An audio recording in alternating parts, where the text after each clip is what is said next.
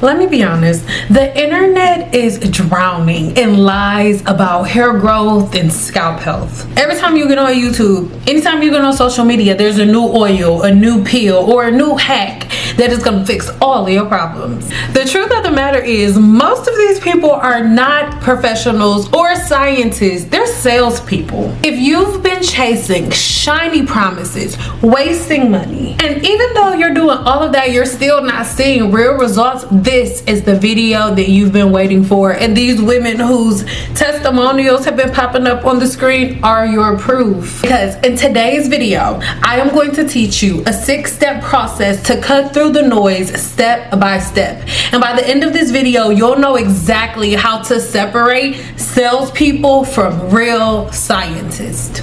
Let's learn how to separate real scientists from grifters and creators that are here to rage bait you. By separating influencers from real scientists, you can finally find the information that heals your scalp, resets your hair growth cycle, heals your scalp, and saves you from years and years of frustration because you've already been going through this for years. So let's get into it.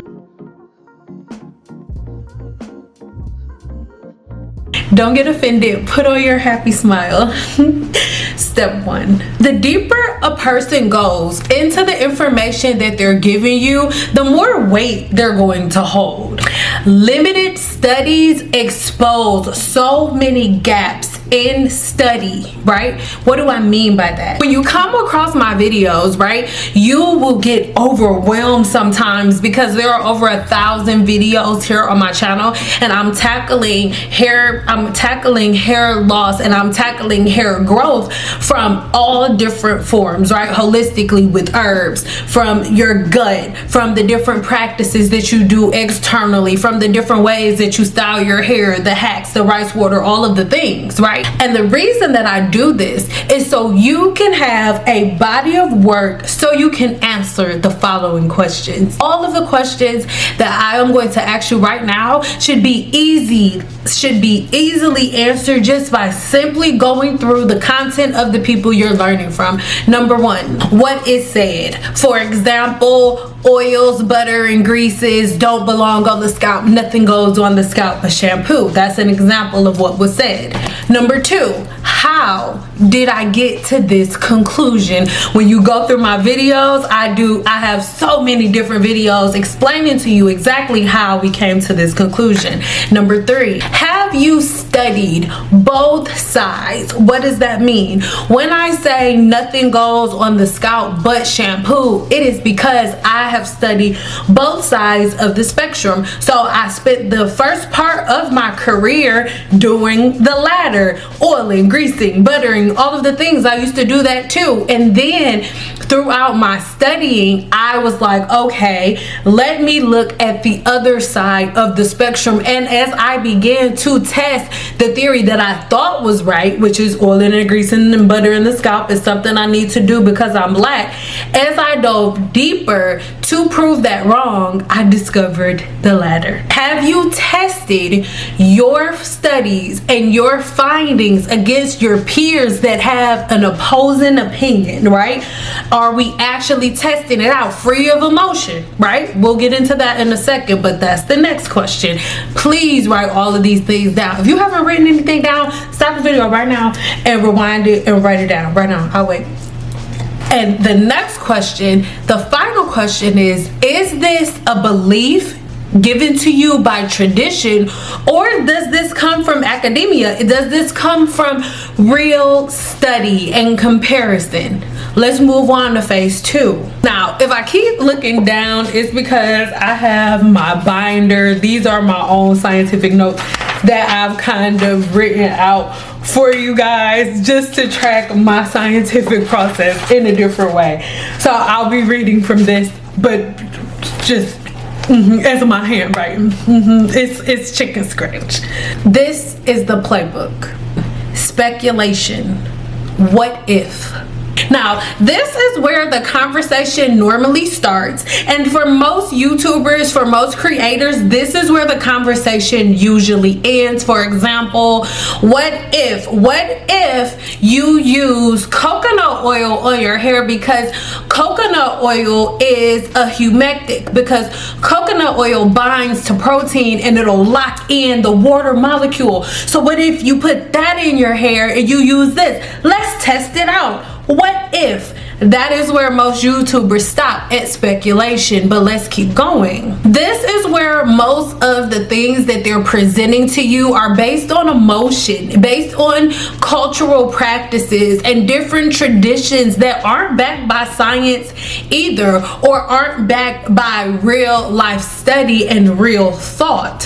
Through this phase of speculation, there's no real foundation of practice. It's literally just your emotion looking, kind of peeping the scene. But this is where most of you stop, but you need to keep moving. Number two is the study. Now, most people don't study the way that they're supposed to. I'll jump into that in a second, but most people are just looking online for people that match their rhetoric. So if they're like, oh no, oils and butters and greases, they have to go in the scalp because black women, this happened to us when we were younger, and blah blah blah blah blah, and you look for voices that mirror the thing that you have assumed, that assumption you made in step number one. Most are studying to prove their theory, but most aren't studying to learn. When I first jumped into the science of hair, I started off studying to prove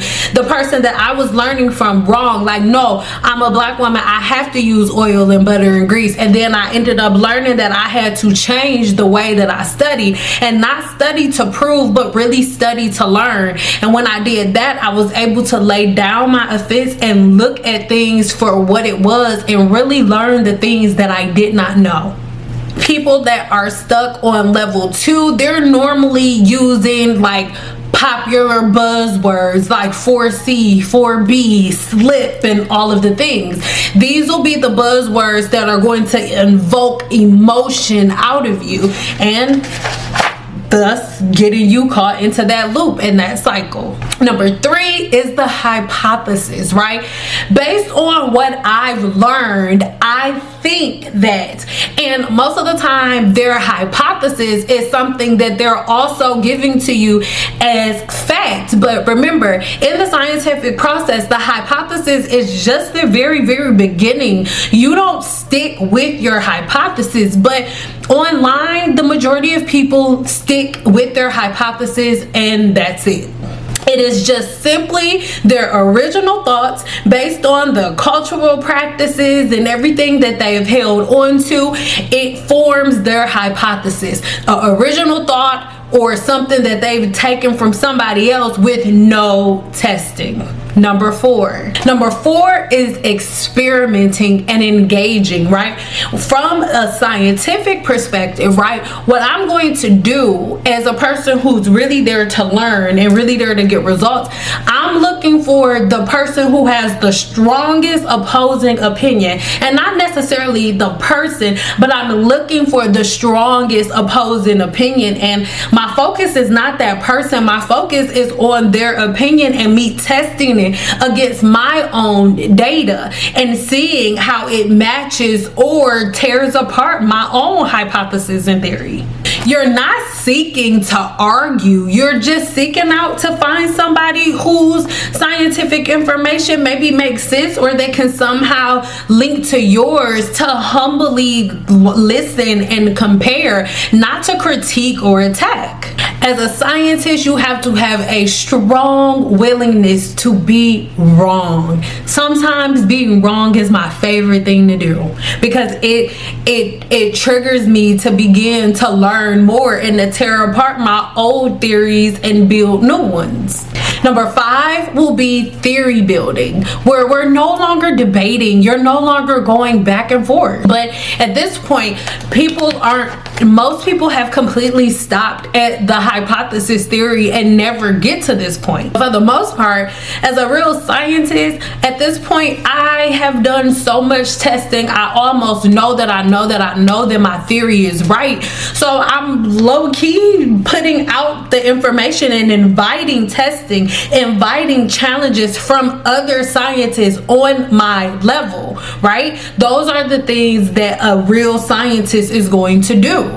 After we've put together a certain body of work that most people can easily go assess and break down in the same ways, in the same orders, in the same systems that you did, it makes it a lot easier. And then theory complete or presented for you to test. Most scientists are open to challenges. That's why you publish your findings, because we're open to other scientists picking our studies apart, finding the loops, gaps, and spaces and filling them in, because it helps us to further our education. It's a beautiful thing. So even when you hear a scientist like me say, oh, it's a fact, I am more than willing and able to say that facts aren't eternal. They evolve sometimes based on certain information that's presented by scientists that go through the right process. But my love,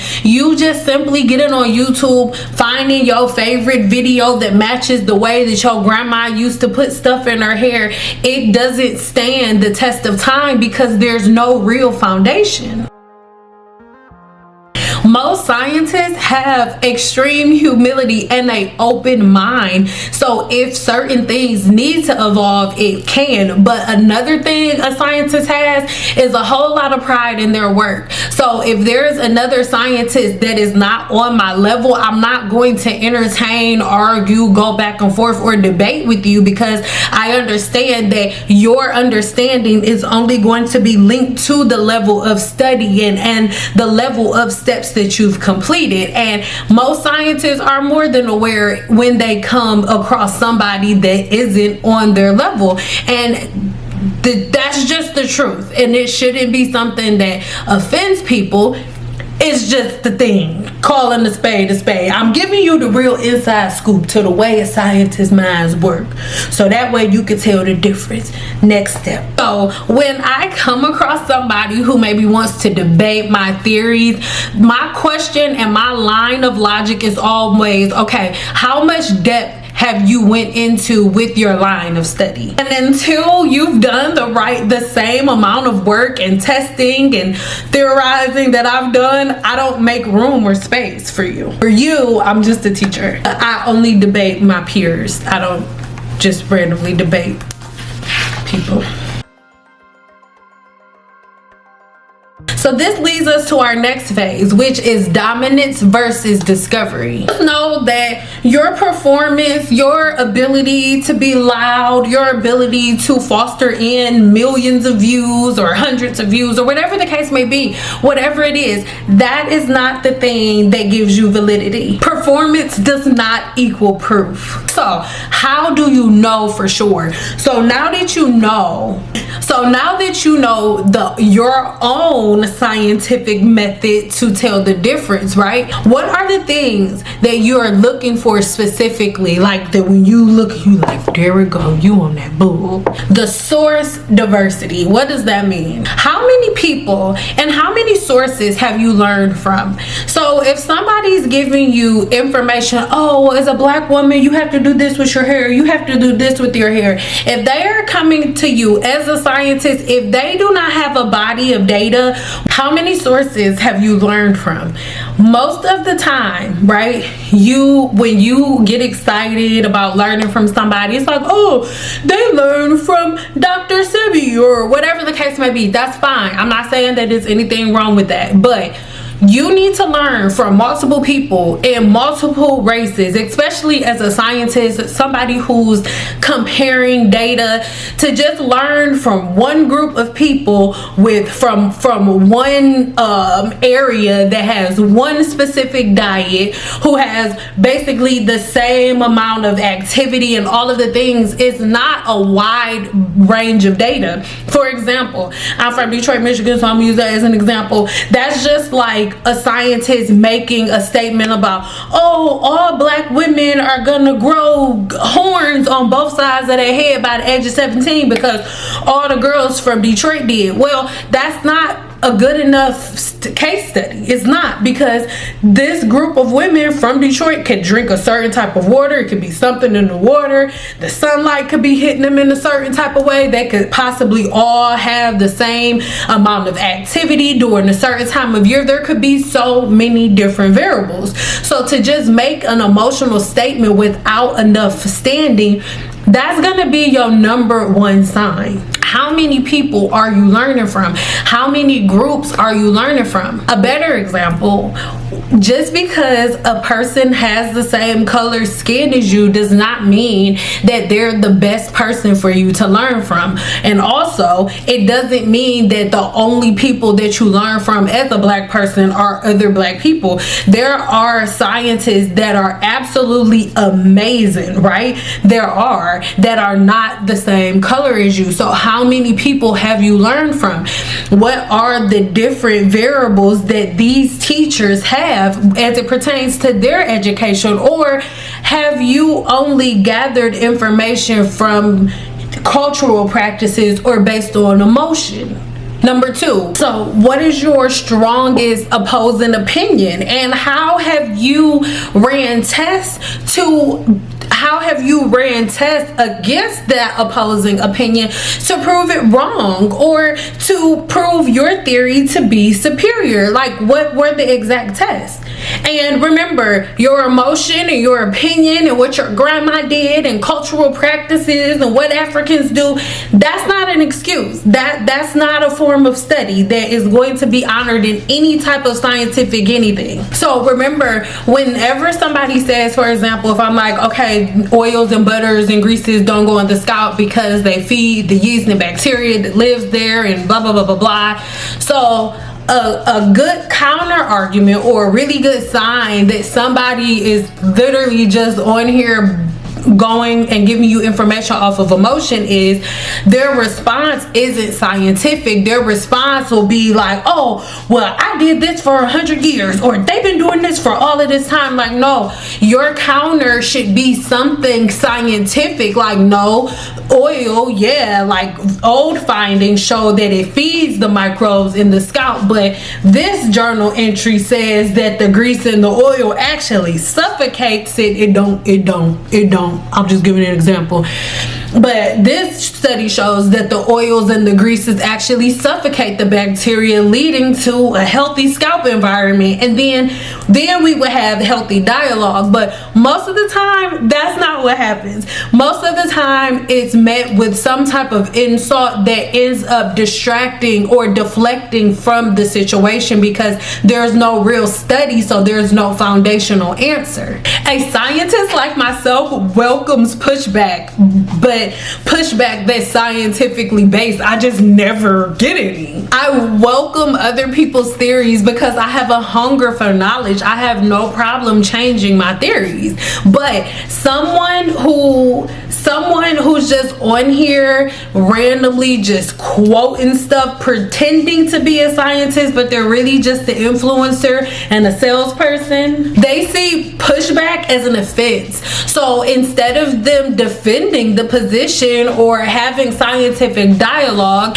they deflect, demonize you, or they're completely dismissive of all of your claims, looking at you or making up something else. They're like, oh no, don't listen to her because her left eye bigger than her right eye. She can't even see without her glasses on. Next up is going to be their internal methodology. So, question. Again, remember we asked, what are your sources? Is this your conclusion or is this conditioning? Like, oh, black women, we automatically grease and oil our scalp. We have to do this because if you don't, this won't happen. Like, is this a conclusion you've reached, or are you just repeating things that are generational? Because the truth of the matter is, if you cannot break down your research step by step and make certain equations out of it and all of the things things, then most likely it's not yours. Most likely it's just conditioning. You're only saying these things because it's what everybody's been saying. Like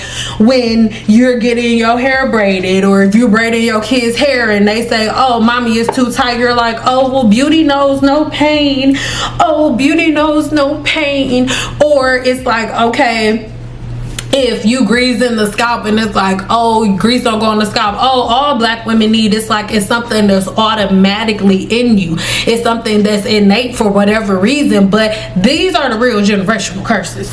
Number 4 is engaging the contradictions, right? Without anger. Most people who don't have a foundation are arguing, and they get really, really combative whenever they see a video that is different from what they normally see or from what they agree with, and they'll meet that disagreement with emotion instead of meeting it with science. For example, when I make a video saying, oh, nothing goes on the scalp but shampoo, I don't just say it. I'm not just saying it and being angry out of emotion. I give you a clear visual. Hey, don't put oil on the scalp because your body has a sebaceous gland that produces oil. It's called sebum. It looks like this. And I give you an illustration. I'm not just saying, hey, don't do that because I feel like. No, I give you an illustration on the whys, the hows, and all of the things. Whenever somebody comes against what I say or any of my theories, I'm not gonna meet that with anger or insults. The video that I'll give you in response will be presenting my own findings and my own data scientifically, right?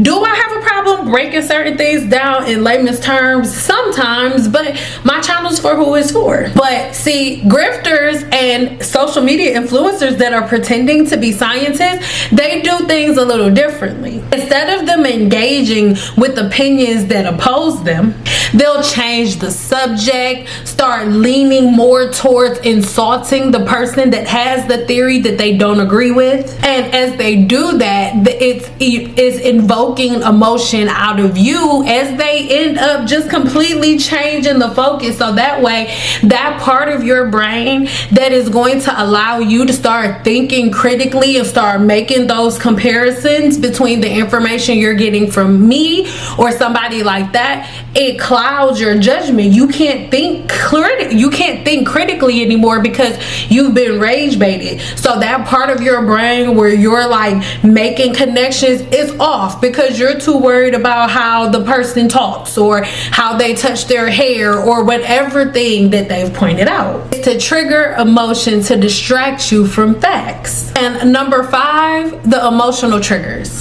the emotional response. How does the person that you're learning from react emotionally to the people who oppose their opinions? Do they yell and scream, or do they give you a video that breaks down step by step their theories so you can get a wider scope?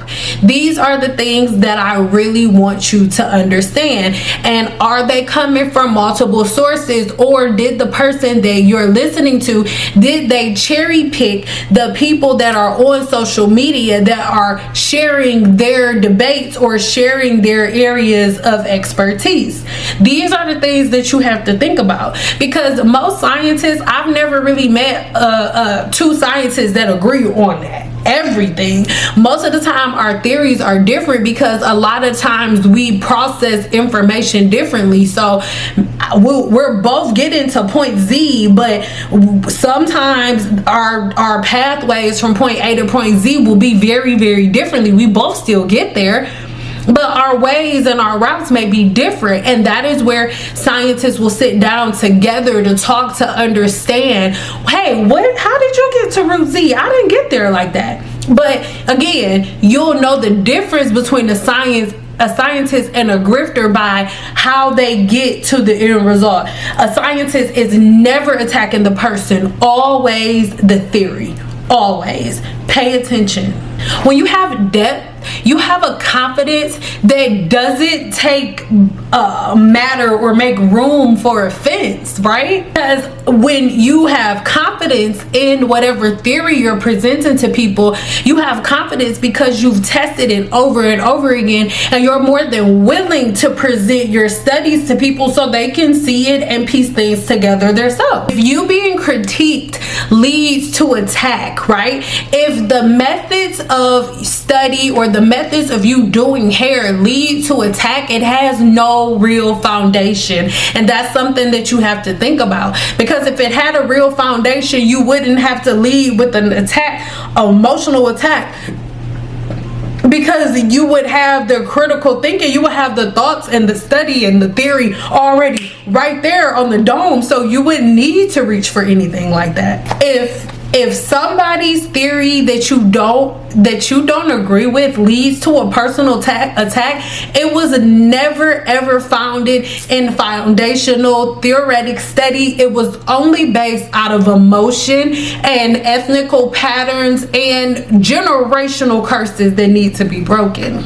Because in this case, we're no longer having a conversation. At this point, I'm walking on eggshells so that way I won't bruise or ignite anger in somebody whose entire identity's falling apart. I'm not trying to be disrespectful, but at the end of the day, most black women struggle with hearing the things that I say, because if you believe me, then you'll have to believe that the things that you've been doing your whole life, the stuff your mama been doing her whole life, your grandma, your sister, your baby cousin, Tracy Ray, all of them, the stuff everybody been doing, you're wrong. You're wrong. You'll have to admit that. And most things, a lot of people aren't going to want to hear this, but if there was one thing, if somebody was to come up to me and say, what's the one thing that you believe that black women have a problem with, I would say hands down, without any hesitation, accountability. It's almost like we're allergic to it. In closing, you cannot preach truth from a one-sided emotional opinion with no study, with no hypothesis that's been tested and theorized over and over again and tested by peers, learning from multiple sources. Is not something that holds any weight, nor is it something that'll be entertained by real scientists that have a hunger for real information. So as you guys are on social media, it's so imperative that you pay attention to these 6 things, right? Watch this video as many times as you need to so you can understand how to pick apart people who are just selling you wolf tickets and people who actually study the science of the human body, because there is a huge difference. All right, I love you guys so much, and until our next video, girl, stop listening to these people that don't know what they're talking about.